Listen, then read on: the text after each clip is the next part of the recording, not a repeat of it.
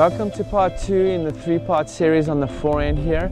As you remember, in part 1 I was teaching Mark on how to swing off the deck and get lift on the ball. We were talking about how to create more of a Ferris wheel action on the ball. In this video here, I'm going to have Mark again. I'm going to be showing Mark a few tips on here on, again, how to drive off the deck, but how to create more topspin on the ball. So Mark, why don't you come on out over here? Great job on the first one. You did a really good job on that. Remember, we was talking about how we're getting set and getting underneath the ball and getting that lift. So you did a really good job on the Ferris wheel action. Same thing we're going to do here. I want you to have that Ferris wheel action, but to create more spin here, all you're going to do here, so I want you to come right next to me here, it's the same thing.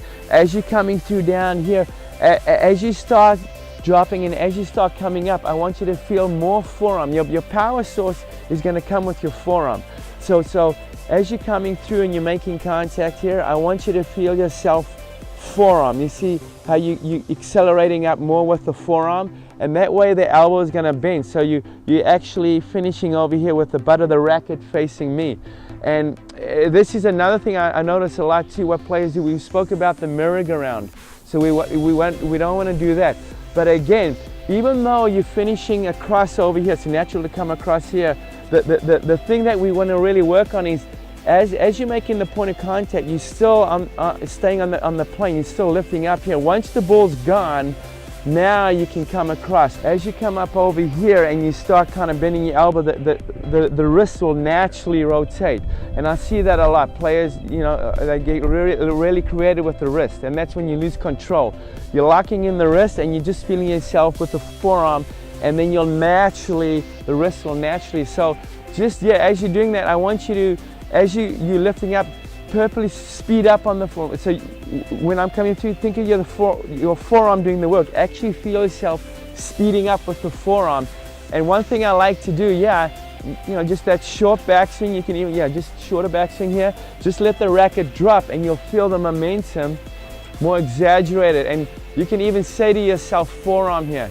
So what I'm going to do now is I'm going to actually give you a ball and we're going to practice it again. I really stress how important this is for the players at home here, you know, how to become your own coach. That's the whole purpose of Paddle Evolution here, is what we're trying to do, practicing here. So I encourage us with, you know, shadow swing, kind of watching what your racket's doing. Now what I want you to do is you're going to drop feed like we did in the first video.